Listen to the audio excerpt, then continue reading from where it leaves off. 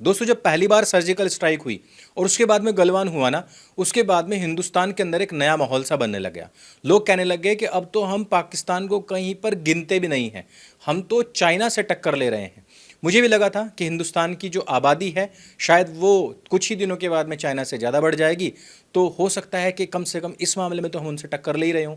और कुछ ही दिनों के बाद में भारत ने चीन को पछाड़ते हुए पहला स्थान प्राप्त भी कर लिया था जनसंख्या के मामले में। देखो, हिंदुस्तान के ऊपर अभी अभी अमेरिका ने 50% टैरिफ की बात कही थी, जिसके बाद में 15 अगस्त को प्रधानमंत्री ने लाल किले से खड़े होकर कहा कि हमें अब पूरी तरीके से आत्मनिर्भर बनना है। बहुत सारी बातें हुई वहां से, जैसे कि सेमीकंडक्टर को लेकर के बातें हुई, जैसे कि अपने उद्योगों को लेकर के बातें हुई। लेकिन क्या वास्तव में हम उस गति को प्राप्त कर रहे हैं? देखो, किसी को भी गाली देना बहुत आसान है। चीन को हमने खूब गालियां दी हैं, चाइना का माल ऐसा, चाइना का माल वैसा। अभी कुछ ही दिन पहले चीन की तरक्की की कुछ बातें हो रही थी। सोशल मीडिया पर अचानक से चीन के अंदर आई हुई बाढ़, वहां चलने वाली मेट्रो के अंदर टपकता हुआ पानी, ये सारी चीजें सोशल मीडिया पर अचानक से वायरल कर दी गई और कहा गया कि देखो, ये है क्या चाइना हमसे 1000 साल आगे। लेकिन मैं पूछना चाहता हूं कि ये बाढ़, ये पानी क्या हिंदुस्तान के अंदर नहीं होता है? अभी गुरुग्राम के अंदर विदेशी लोगों ने कचरा साफ किया है, क्या इससे हमारे देश को एक बहुत बड़ा तमगा मिल जाता है? क्या इससे हमारे देश की बेइज्जती नहीं होती है? और ऐसा नहीं है कि ये अकेली चीज हो, देश के अंदर ना जाने कितनी ऐसी कमियां हैं जिनको हमें एक्सेप्ट करना चाहिए, ना कि सिर्फ ये कि हम चीन की बुराई कर देंगे तो हमारी बुराइयां उसके पीछे छिप जाएंगी। ना भाई ना, चीन बहुत लंबे समय तक वामपंथ से जूझता रहा। वामपंथियों ने, कम्युनिस्टों ने पूरे के पूरे देश की वाट लगा दी थी। पूरे देश के अंदर चिड़ियाएं मार दी गई थी कि ये तो यहाँ का अन्न खा लेती हैं। और पता है सारी चिड़िया खत्म होने के बाद क्या हुआ? कि वहां पर फसल को खाने वाला जो टिड्डी दल होता है वो बढ़ गया और फसल जो पैदा हो रही थी वो नष्ट होने लग गई। एक वक्त ऐसा भी आया कि जब सबको औद्योगिकरण की ऐसी भूख पैदा कर दी गई कि लोगों ने अपने किसानी करने वाले औजारों तक को पिघला करके स्टील बना दिया था। उसके बाद में खेती कर ही नहीं पाए और लंबे वक्त के लिए अकाल पड़ गया। करोड़ों लोग उस अकाल में मर गए थे। चाइना की हालत कुछ ही दशकों पहले ऐसी भी रही है, लेकिन चाइना ने अपने आप को आगे बढ़ाया है। अमेरिका से बहुत सारी चीजें सीखी हैं, कॉपी करी है, पेस्ट किया है वास्तव में। लेकिन अपने यहाँ पर उसने इन्वेंशन भी बहुत अच्छी तरीके से की हैं। अपने यहाँ पर औद्योगिकरण के केवल बड़े बड़े लंबे लंबे चौड़े चौड़े भाषण ही नहीं दिए, उन पर काम भी किया है। आज मैं आपको कुछ ऐसी इंडस्ट्रीज के बारे में बताने जा रहा हूं जहां पर चीन इस समय चुपचाप अमेरिका तक को पछाड़ चुका है। एक ऐसा बदलाव जिसकी अभी तक कोई भी चर्चा नहीं कर रहा है। हो सकता है ये वीडियो जब आएगी उसके बाद में कोई लोग कहेंगे अरे चाइना तो बिच्छू खाता है, कोई लोग कहेंगे वो तो चमगादड़ खाता है, कोई लोग कहेंगे कि वो तो वायरस फैलाता है। लेकिन ये सारी बातें करके हम अपने देश की कमियां नहीं छिपा सकते। आप तो घी खाते हैं, आप तो दूध पीते हैं, आप तो बहुत विद्वान है ना, आप तो शाकाहारी है ना, आपको तो खाने पीने हगने मूतने सब की अकल है ना, फिर आप क्यों मैन्युफैक्चरिंग में आगे नहीं हो? फिर आपकी बौद्धिक क्षमताएं कहां घास चरने गई हैं? सवाल फिर ये भी उठेगा। दोस्तों, 50 साल लगाकर अमेरिका ने बहुत सारे नियम लिखे थे। ये तकनीक, वित्त, सैन्य और विनिर्माण के क्षेत्र में बहुत अग्रणी भी रहे हैं, मैन्युफैक्चरिंग हब। लेकिन चीन ने अमेरिका से बहुत कुछ सीखा है। उसने ना केवल इन नियमों का पालन किया बल्कि उन्हें सीखा, उन्हें हैक किया और उन्हें फिर से अपने हिसाब से लिखना शुरू किया। आज तकरीबन 7 ऐसे प्रमुख उद्योग हैं जिनमें चीन अमेरिका का पीछा नहीं कर रहा बल्कि उनसे कहीं ज्यादा आगे निकल चुका है। इसी में सबसे पहला नंबर आता है इलेक्ट्रिक व्हीकल्स का। अमेरिका के पास में टेस्ला है, चीन में BYD, NIO और XPeng है और एक पूरा का पूरा इकोसिस्टम है। ये ना केवल अधिक इलेक्ट्रॉनिक वाहन बना रहे हैं बल्कि ये लोग इस समय पर बैटरी में भी बहुत ज्यादा इन्वेस्ट कर रहे हैं और आने वाले समय में जब तेल समाप्त होगा बैटरी का उद्योग उस समय पर सबसे ऊपर होने वाला है। BYD ने वैश्विक स्तर पर टेस्ला से ज्यादा यूनिट बेची हैं और यही नहीं, स्टेट लेवल की जो सब्सिडी मिलती है उसने भी इनकी गाड़ी को टेस्ला से काफी सस्ता बनाया हुआ है। इस चीज को हम ऐसे भी देख सकते हैं कि इलेक्ट्रिक वाहनों का ताज जो अभी तक अमेरिका के हाथ में था वो वहां से फिसलता जा रहा है। दूसरे नंबर पर आते हैं सोलर एनर्जी।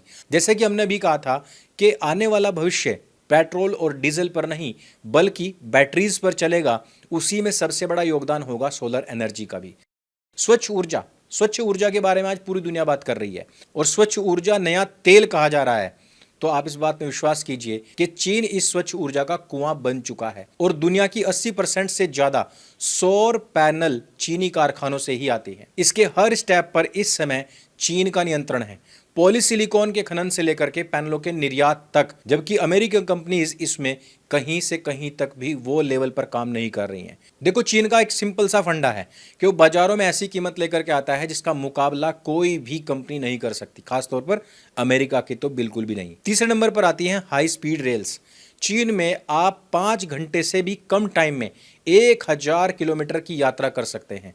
अमेरिका में आप न्यूयॉर्क से लेकर डीसी तक भी बिना देरी के नहीं पहुंच सकते। और भारत की तो बात ही छोड़ दीजिए, 5 घंटे के बाद में ट्रेन आती है। चीन का अगर मैं केवल आपको हाई स्पीड ट्रेन का नेटवर्क बताऊं तो 26,000 मील से ज्यादा का उनका सिर्फ और सिर्फ हाई स्पीड रेल का नेटवर्क है। अमेरिका में भी ऐसा कोई रिमार्केबल इंफ्रास्ट्रक्चर नहीं बना है। और सबसे बड़ी बात कि चीन इस चीज का इस्तेमाल केवल अपने देश में नहीं करता, वो रेल प्रौद्योगिकी का निर्यात एशिया, यूरोप, अफ्रीका तक में करता है। और इन्हीं सब चीजों से उन देशों के साथ में इनके रिलेशन भी पैदा होते हैं। चौथे नंबर पर आता है कंज्यूमर इलेक्ट्रॉनिक्स। एप्पल, इसको हम भले ही कह दें कि अमेरिका का गौरव है, लेकिन हुआई, श्योमी, ओप्पो, ये सारे के सारे वैश्विक बाजार को नया रूप दे चुके हैं। अब इससे चीन को क्या फायदा होता है? तेज इनोवेशन साइकिल चलती है। फ्लैगशिप के लेवल पर जो इसकी प्रोडक्शन है वो आधी कीमत पर आ जाती है। जो लोग एप्पल नहीं खरीद सकते वो अब एआई से लैस इस तरीके के फोन खरीद सकते हैं। आजकल आप देखते होंगे कि रीलबाजी बहुत चलती है, और ये रीलबाजी मैक्सिमम चाइनीज फोन से ही बनते हैं, क्योंकि इनके अंदर फिल्टर्स बहुत अच्छे अच्छे आते हैं। एप्पल का फोन खरीदने के लिए तो हमारे यहाँ पर कहा जाता है भाई किडनी बेच कर लाया क्या, लेकिन उनके फोन ना केवल सस्ते हैं बल्कि वो लोगों की पहुंच में भी हैं। और वही इनोवेशन सबसे ज्यादा काम करती है जो ज्यादा से ज्यादा लोगों तक अपनी पहुंच बना सके। अब 5वें नंबर पर आते हैं शिप बिल्डिंग। दुनिया के 90% व्यापार को ढोने वाले जहाज होते हैं, ज्यादातर इस समय पर चीन में ही बन रहे हैं। कंटेनर जहाजों से लेकर के तेल टैंकर तक चीन नंबर 1 जहाज निर्माता बन चुका है, जो दक्षिण कोरिया, जापान से भी आगे निकल चुका है और अमेरिका से तो काफी आगे है। और जब आप जहाज बनाते हैं तो आप उस समय पर वैश्विक वस्तुओं के प्रवाह को भी नियंत्रित कर सकते हैं। पिछले दिनों लोग कह रहे थे कि हम लोग जापान से ऊपर आ चुके हैं, हमारी इकोनॉमी जापान से ऊपर हो चुकी है। भाई मुझे नहीं लगता कि ये चीज बहुत ज्यादा गर्व करने की बात है। उत्तर प्रदेश से छोटा उसका क्षेत्र है, दिन में 3-4 बार वहां पर भूकंप आ जाता है। उनकी जनसंख्या हमारे जितनी नहीं है, लेकिन उनका सिविक सेंस ना पूरी दुनिया में नंबर 1 माना जाता है। हमारे लोगों को तो यही नहीं पता है कि कहाँ खड़े होकर थूकना है, कहाँ खड़े होकर मूतना है, कहाँ पर क्या बात करनी है। और हम वो लोग हैं जो घी दूध खाने वाले हैं, जो हम इस बात के ऊपर गर्व करने वाले हैं। लेकिन हम इतनी बड़ी आबादी होने के बावजूद, इतनी बड़ी महान संस्कृति अपने कंधों पर रखे होने के बावजूद, यदि इसमें भी खुशियां मनाते हैं, यदि उन लोगों को ट्रोल करने के लिए उन लोगों की कमियों वाले वीडियोस पोस्ट करते हैं, तो वास्तव में ये शर्म की बात है। खैर, 6ठे नंबर पर आता है ड्रोन। देखो, बहुत सारे लोगों को लगता है कि जो ड्रोन होता है ना वो यूट्यूबर्स के लिए है, या फिर जो शादी ब्याहों में वीडियो बनाते हैं उनके लिए होता है, लेकिन ऐसा नहीं है। चीन की एक कंपनी है जिसका नाम है DJI। वैश्विक बाजार में 70% से ज़्यादा इसके ड्रोन बिकते हैं और इसकी क्वालिटी बहुत अच्छी है। फिल्म निर्माण से लेकर के कृषि और रक्षा तक इन सब टेक्नोलॉजी का इस्तेमाल किया जाता है।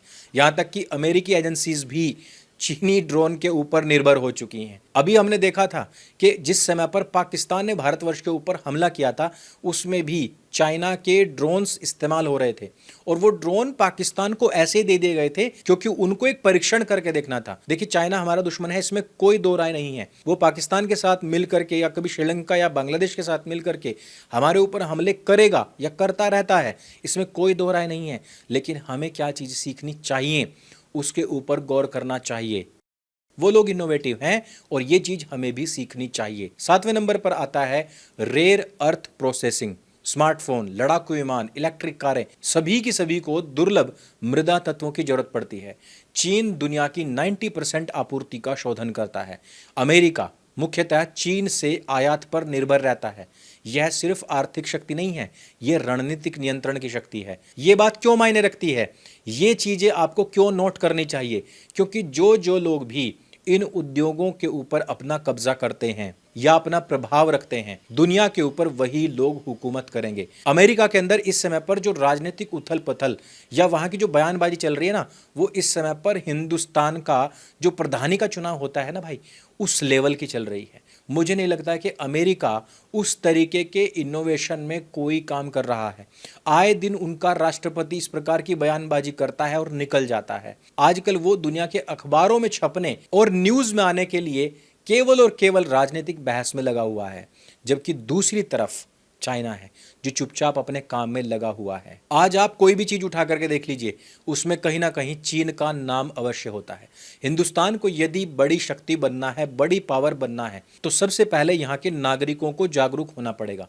यहाँ के नागरिकों को ये बात सोचनी पड़ेगी कि एक मृत देश आज पूरी दुनिया को किस प्रकार से लीड कर रहा है और हमारे अंदर ऐसी कौन कौन सी कमियां हैं जिनको हम सुधारना भी नहीं चाह रहे हैं और जो कमियां चाइना ने समय रहते पहले ही पूरी कर ली है। इस वीडियो में सिर्फ इतना ही। इस वीडियो में किसी देश का बखान करना उद्देश्य नहीं, बल्कि अपने देश के लोगों को ये समझाना है, ये बात बतानी है कि हम में अभी बहुत सारी कमियां हैं जिनको यदि हम दूर कर लेंगे तो वास्तव में हम असली शब्दों में विश्व की महानतम शक्ति बन सकते हैं। ये वीडियो अगर आपको अच्छा लगता है, जानकारी से भरपूर लगता है, इसको सबके साथ में शेयर अवश्य करें।